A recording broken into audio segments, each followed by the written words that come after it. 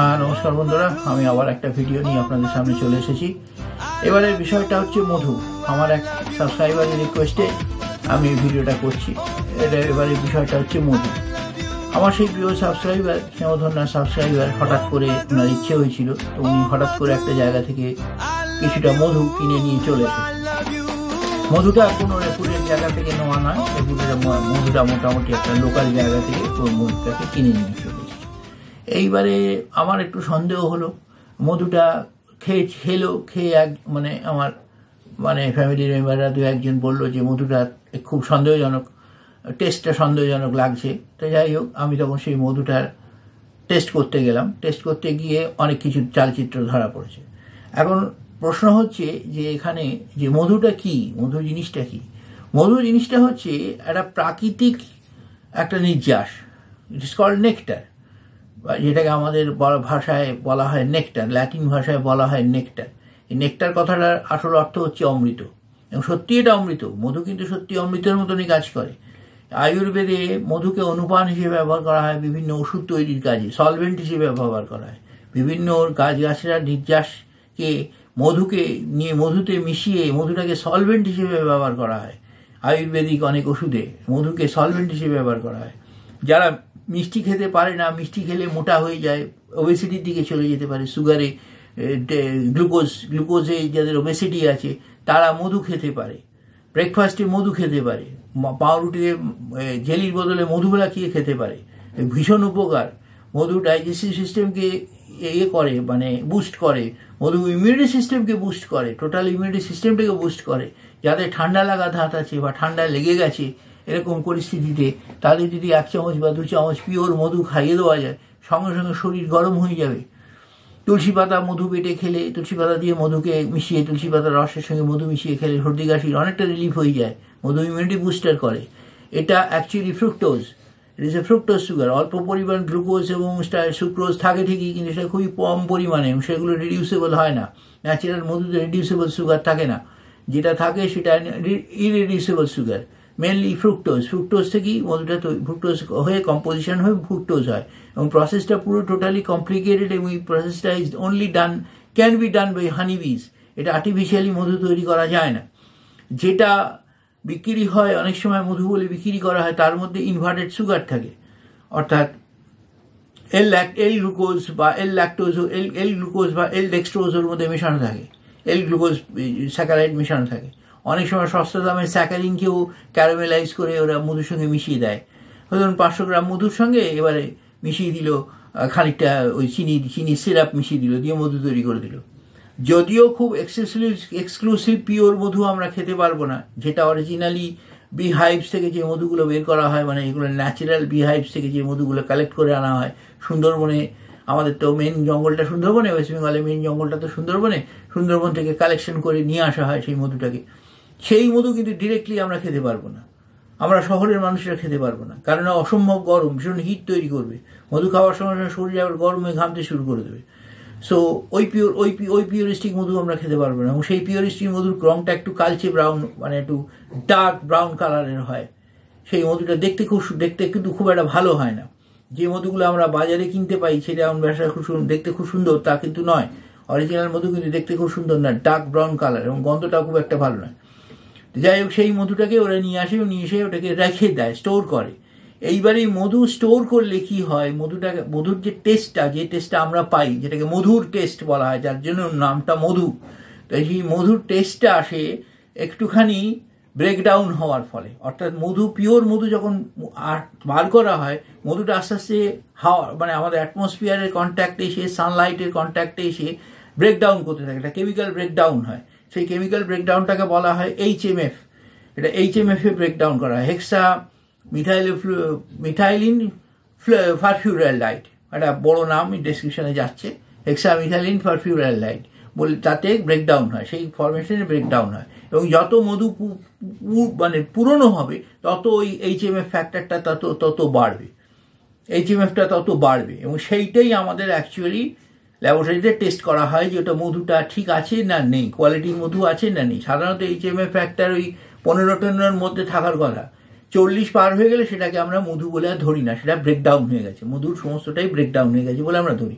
আর যেগুলো অ্যাডাল্টারেটেড মধু, যেটা অর্থাৎ যেটা আপনারা প্রশ্ন করতে পারেন যে অ্যাডাল্টারেটেড মধু, তাতে মধু থাকে না, তো এইচএমএফ ফ্যাক্টর তৈরিটা হবে কোন দিক দিয়ে? তাতে তো মধুই থাকে না, তো এইচএমএফ ফ্যাক্টরটা তৈরি হবে কোন দিক দিয়ে? তো সুতরাং সেটা তো পিওর গ্লুকোজ, এবং সেটা দেওয়ার সঙ্গে সঙ্গেই সেটা অন্যরকম হয়ে যাবে। সেই টেস্টে আমি ল্যাবরেটরিতে আপনাদের একটু বাদে নিয়ে গিয়ে দেখিয়ে দেবো, এবং সেই মধুটাও দেখাবো, এবং সেই ল্যাবরেটরিতে নিয়ে গিয়ে সেই স্পেসিমেন্টটাও দেখাবো, এবং ল্যাবরেটরিতে নিয়ে গিয়ে সেই মধুর টেস্টও আমি আপনাদের দেখিয়ে দেবো। এইচএমএফ ফ্যাক্টর অব্দি যাওয়া, এইচএমএফ টেস্ট পর্যন্ত যেতে হয় না, এইচএমএফ টেস্ট স্পেকট্রোফোটোমিটারে করা হয়, এবং সেটা ল্যাবরেটরিতে অনেক জটিল পরীক্ষা, সে আপনাদের অতদূর জানাতো অতটা আপনাদের না জানলেও চলো, অসুবিধা নেই।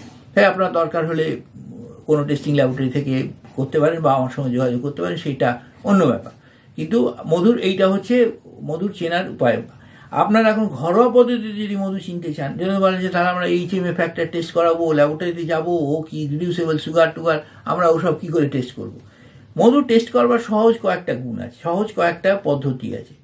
প্রথম পদ্ধতিটা হচ্ছে 1 চামচ মধু, যে মধুটা আপনারা কিনে নিয়ে এসেছেন সে যেখান থেকে কিনে নিয়ে আসুন, মধুটাকে এক চামচ নিয়ে 1 গ্লাস জলের মধ্যে গুলে দেবেন, কাঁচের গ্লাসের জলে, পরিষ্কার জলে, খাবার জলে গুলে মধুটাকে ঢেলে দেবেন। আস্তে করে চামচে করে ভিসকাস লিকুইড সরু হয়ে পড়বে, ওই পড়তে থাকবে, ওটা পড়তে পড়তে পড়তে দেখবেন তলায় সেডিমেন্ট হচ্ছে, জমছে মধুটা, পরিষ্কার দেখতে হবে, পরিষ্কার জল হলে তলায় দেখবেন মধুটা জমেছে। জমে যদি খানিকক্ষণ জমে থাকে, ওই অবস্থায় যদি জমে থাকে, তাহলে বুঝবেন মধু কোয়াইট সেফ। মেশানো হয়তো আছে ওর মধ্যে, কিন্তু তবুও ঠিক আছে, মানে অ্যাটলিস্ট 50-50 চান্স আপনারা নিতে পারেন যে মধুটা হোয়াইট, এটা মধু, এটা মধু, অ্যাডাল্টারেট হয়তো আছে কিন্তু মধু। এখন পারফেক্টলি তো ওইভাবে বলা যায় না, জাস্ট এটা মধু। এইবার যদি দেখা যায় যে সেটা গুলেই গেল, দেওয়ার সাথে সাথে সে কোথায় মধু, সেই জলের মধ্যে ডিজলভ হয়ে গেল, তাহলে সেটা মধু একেবারেই নয়। দ্বিতীয় জিনিস, আপনারা যখন চা করবেন, চা খাবেন, যখন চা তৈরি করবেন, চিনির বদলে 1 চামচ মধু দিয়ে গুলে দেবেন, দেখবেন চায়ের কালারটা চেঞ্জ হয়ে যাবে। যদি অরিজিনাল মধু হয়, চায়ের কালার চেঞ্জ হয়ে যাবে, ওই রকম কালার থাকবে না। চায়ের যে লিকারের কালারটা, অরিজিনাল যে লিকার করেছেন সেই লিকারের কালারটা থাকবে না, সে কালার চেঞ্জ হয়ে যাবে, একটু কালচে ব্রাউনিশ কালার, ওটা ব্ল্যাকিশ কালার চলে আসবে, বুঝতে পারবেন ওটা মধু। আর দ্বিতীয় জিনিস হচ্ছে, যখন আপনারা মধুটা খাবেন, ডিরেক্টলি যখন মধুটা খাবেন, আপনাদের জিভে একটা বার্নিং সেন্সেশন হবে। প্রথমে একটা বার্নিং সেন্সেশন হবে, তারপরে দেখবেন একটা মিষ্টি মিষ্টি ভাব, মধুর ভাবটা লাগছে। আপনারা অ্যাডাল্টারেটেড মধু আর এমনি মধু, যেটা পিওর মধু সুন্দরবনে পাওয়া যায়, সেই মধু দুটো একসঙ্গে 1 চামচ এটা 1 চামচ ওটা খেলেই বুঝতে পারবেন দুটোর মধ্যে তফাৎ কি। ওরা যদি জোগাড় করতে পারেন, পাওয়া যায়, এই আমাদের ফরেস্ট ডিপার্টমেন্টেই পাওয়া যায়, অরিজিনাল ফরেস্ট ডিপার্টমেন্টেই ওরকম মধু কিনতে পাওয়া যায়, মানে যেগুলো ওদের ওখান থেকে ডিরেক্টলি ওরা করে, সেটা কিনতে পাওয়া যায়, সেটা আপনারা নিয়ে এসে জোগাড় করে খেতে পারেন। বা রেপুটেড কোনো জায়গা থেকে, যেখানে সুন্দরবনের মধু বিক্রি হয়, ফরেস্ট ডিপার্টমেন্টের অনেক আউটলেট আছে, বড় বড় জায়গায় ফরেস্ট ডিপার্টমেন্টের আউটলেট আছে, সেখান থেকে আপনারা যদি সংগ্রহ করেন, গভর্নমেন্টের স্ট্যাম্প মারা, সেখানে কোনো গোলমাল নেই। কিন্তু ওই রাস্তার ধারে মধু নিয়ে বসেছে, সুন্দরবনের মধু, ওগুলো নিয়ে আপনাদের কোনো লাভ হবে না, ওগুলো সমস্তটাই মানে সেই রকম মধু আর কি। যাই হোক, তো অত কথায় আমার যাওয়ার দরকার নেই। এখন মধুর আরও কিছু কিছু গুণ আপনাদের আমি বলি। এই যে শীতকালে আমাদের অনেক রকম ইমিউনিটি সমস্যা দেখা দেয়, হঠাৎ ঠান্ডা গরম, এখন যে পিরিয়ডটা চলছে, ঠান্ডা একবার গরম একবার, ঠান্ডা একবার গরম, এই যে একটা ওয়েদারের এই যে একটা খামখেয়ালিপনা চলছে, এই খামখেয়ালিপনাটাকে কিন্তু মধু বন্ধ করে দিতে পারে। তার জন্য আমাদের যে শরীরে যে একটা কষ্ট হতে পারে, বা শরীরে যে একটা ভাইরাল এফেক্ট হতে পারে, বা একটা ব্যাকটেরিয়াল এফেক্ট হতে পারে, হ্যাঁ, কলা একটা, মধু কিন্তু সেটা বন্ধ করে দিতে পারে। ইমিডিয়েট মধু বন্ধ, সকালবেলা 1 চামচ করে মধু খাওয়া শুরু করুন, সব বন্ধ হয়ে যাবে। এবং ডায়াবেটিক পেশেন্টরাও মধু খেতে পারে, কারণ ওটা রিডিউসেবল সুগার থাকে না। অরিজিনাল মধু যদি পায়, ডায়াবেটিক পেশেন্টরাও খেতে পারে, তাতে কোনো মধু থাকে, তাতে কোনো থাকে না, অ্যাডাল্টারেটেড সুগার থাকে না, তাতে কোনো সুগার থাকে না, তাতে কোনো গ্লাইসেমিক ইন্ডেক্সের কোনো তফাৎ হবে না। মধু স্বচ্ছন্দে তারা খেতে পারে। আখের গুড় স্বচ্ছন্দে খেতে পারে, যদি পিওর আখের গুড় হয়, স্বচ্ছন্দে খেতে পারে, কারণ ওটা জাল দিয়ে সুগারটাকে অক্সিডাইজ করে ফেলা হয়, সুতরাং আখের গুঁড়ো খেতে পারে। মধু তো বিশেষ করে খেতে পারে। আর মধু আহার ওষুধ দুটোই, মধু আহার ওষুধ দুটোই মধু। আমরা এটা আহার্যও করতে পারি, আমরা এটা ওষুধ হিসেবেও খেতে পারি। অনেক আয়ুর্বেদিক টনিকে মধু থাকে, অনেক অ্যালোপ্যাথিক ওষুধও অনেক সময় এখনকার লেটেস্ট যে সমস্ত ড্রাগ ডিসকভারি হচ্ছে বা সলভেন্ট যে সমস্ত সিরাপ তৈরি হচ্ছে, অনেক সিরাপে আছে দেখবেন হানি বেসড সিরাপে হানি আছে, মধু আছে। এই ডাবরেরই অনেক প্রোডাক্ট আছে, ওতে মধু আছে। তো সুতরাং মধু, অনেক ওষুধে, অ্যালোপ্যাথিক ওষুধে অনেক মধু ইউজ করুক। এখন লেটেস্ট ড্রাগ ডিসকভারিতে অনেক মধু ইউজ হচ্ছে। সুতরাং মধুকে অনেক গুণ দেওয়া হয়, অনেক করা হয়েছে, মানে প্রাধান্য দেওয়া হয়েছে। এখন মডার্ন মেডিসিনে মধুকে অনেক প্রাধান্য দেওয়া হচ্ছে। সুতরাং মধু আপনারা খেতে পারেন, স্বচ্ছন্দে মধু এনে আপনারা, বিশেষ করে শীতকালে শরীরটাকে বুস্টে রাখার জন্য এদিক ওদিক টনিক না খেয়ে মধু খেতে পারেন। কোনো সাইড এফেক্ট নেই। মধু এমনই একটা জিনিস, এর কোনো সাইড এফেক্ট নেই। অনেকটা হর্তুকির মতন। নাগার্জুন একটা কথা বলতেন হর্তুকির ব্যাপারে, যে কাদা কুপ্পাতে মাতা নিদারাস্তা হারিতে কি, তো মধুও অনেকটা সেই রকম। তো সেই জন্য মধু আমরা সহজেই খেতে পারি, আমাদের ডায়েটে আমরা মধু সহজেই খেতে পারি। অনেকে ঠান্ডা দুধের সঙ্গে মধু গুলে খায়, that boost very much boosting of energy. সকালবেলা উঠে একটা বিস্কিট খেয়ে আধ কাপ ঠান্ডা দুধ, ঠান্ডা মানে নর্মাল টেম্পারেচারের দুধ, তাতে 1 চামচ কি 2 চামচ মধু, পিওর মধু গুলে খেয়ে ফেলুন। শরীর দেখবেন কিরকম হয়ে যাবে, ফ্যাট চলে যাবে। মধু ফ্যাট রিডিউসার। গরম জলে মধু গুলে খেলে madhu is a fat reducer, fat reduce করে দেয়। যাদের মানে বেলি ফ্যাট জমে আছে, মরবিড ওবেসিটি, মানে আমাদের ওই গ্লাইসেমিক ওই মেটাবলিক ইন্ডেক্স হাই, তাদের বিএমআই হাই, তারা কিন্তু মধু ইজিলি খেতে পারে, গরম জলে মধু দিয়ে খেতে পারে। বিএমআই আস্তে আস্তে কমতে শুরু করবে এবং ন্যাচারাল প্রসেসে বিএমআই কমবে, অন্য কোনো দিকে যেতে হবে না, স্মুথলি মধু বিএমআই কমিয়ে দেবে। সুতরাং মধুর অনেক গুণ। মধুর কাহিনী বলতে গেলে রাত কাবার হয়ে যাবে, সে অত দরকার নেই। মোটামুটি এই পর্যন্ত। আমরা ল্যাবে যাই, দেখি মধুটার কি অবস্থা। আর মধু যখন কিনবেন সতর্কভাবে কিনবেন, রেপুটেড জায়গা ছাড়া মধু কিনবেন না, এই হচ্ছে সোজা কথা। তাহলে চলুন আমরা ল্যাবে যাই, বাদ বাকিটা দেখি কিরকম মধুটা কি, সেই মধুটা কি, যে মধু এসেছে সে মধু না মধু, সেটা দেখি। সে মধুবাবুকে আমরা একটু দেখে আসি। চলুন তাহলে ল্যাবে যাই। তাহলে আমরা বন্ধুরা চলে এসেছি ল্যাবে। আমাদের কাছে সেই বিখ্যাত মধু, যে মধুর কাহিনী এতক্ষণ আপনারা শুনছিলেন ইন্ট্রোডাকশনে, এই সেই মধু। এটা যাই হোক করে জোগাড় করা হয়েছে রাস্তায় যারা মধু বিক্রি করে তাদের কাছ থেকে এটাকে জাস্ট জোগাড় করেছে, মানে আমার সেই সাবস্ক্রাইবার। এবার এই মধুটা আমরা আপনাদের দেখাবো যে এটার ভেতরে মধুর মও নেই, এর মধ্যে আছে শুধু শিরা, চিনির ক্যারামেল আর কি। এটাকে শিরা আপনারা বাংলায় বলেন, ক্যারামেল শিরা বলেন এটাকে, চিনি শিরা। তা আমি এটা খানিকটা নিয়ে এটা একটা টেস্ট আপনাদের করে দেখাবো। প্রাথমিক টেস্টেই আমরা এটা পেয়ে যাব, মানে আমাদের আরও ওই হাই কেমিক্যাল টেস্টে আমাদের যেতে হবে না।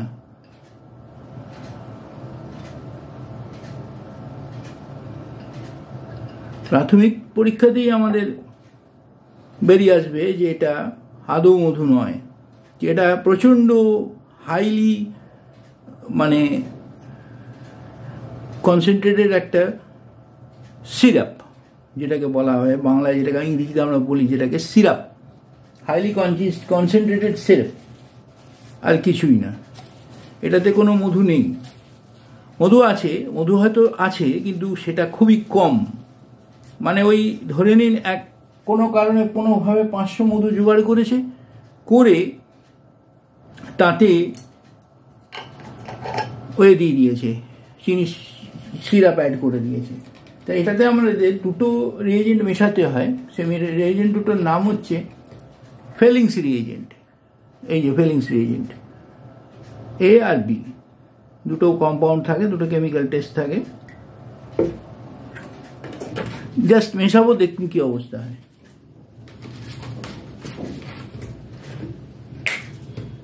তারপরে আমি আপনাদের দেখাবো বাকিটা।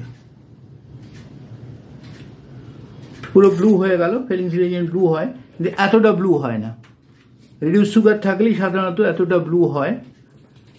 এবার আমি যখন এটাকে শেক করছি, অর্থাৎ মধুটার সঙ্গে যখন মিক্স করছি,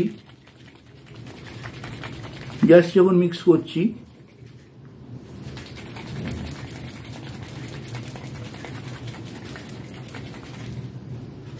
গ্রিন অলরেডি হয়ে গেছে। তলার দিকটা দেখতে বুঝতে পারবেন কি না জানি না। এটাকে ভালো করে মিক্স করতে হবে, এটা মিক্স করতে হবে।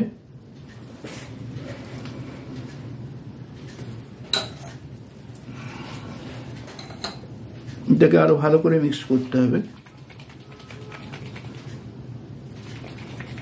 পুরো স্ট্রাকচারটা মিক্স করতে হবে।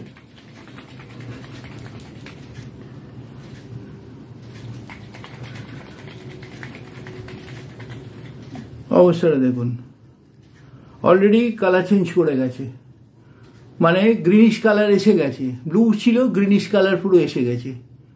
ফিলিংস রিয়েজেন্ট যখন মেশানো হয়, আমি আপনাকে একটা ব্ল্যাঙ্ক টেস্ট টিউবে দেখাচ্ছি আপনাদের ফিলিংস রিয়েজেন্ট মেশালে কীরকম রেজাল্ট হয়। একটা ব্ল্যাঙ্ক ফিলিংস রিয়েজেন্ট আপনাদের আমি করে দেখাচ্ছি যে ওই কালারটা থাকবে।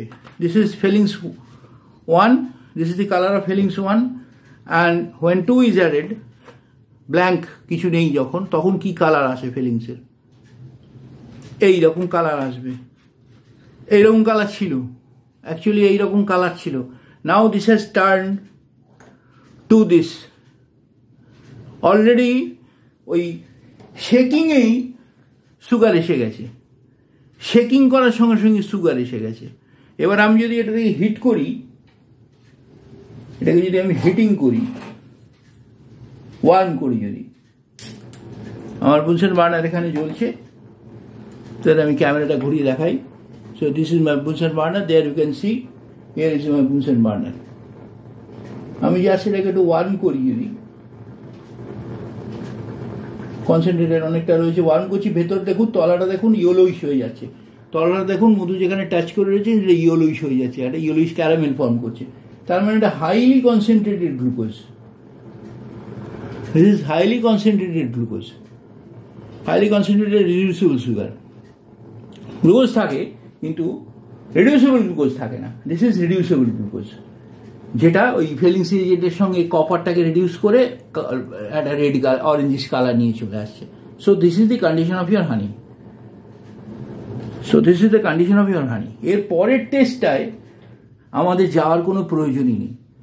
এরপরের যে HMF ফ্যাক্টরের যে টেস্ট, যেটা এটার কোনো হাইড্রক্সি মিথাইল ফারফিউরাইল নেই, এটাতে হাইড্রক্সি মিথাইল ফারফিউরাইল এটাতে নেই, এটাতে জাস্ট গ্লুকোজ রয়েছে।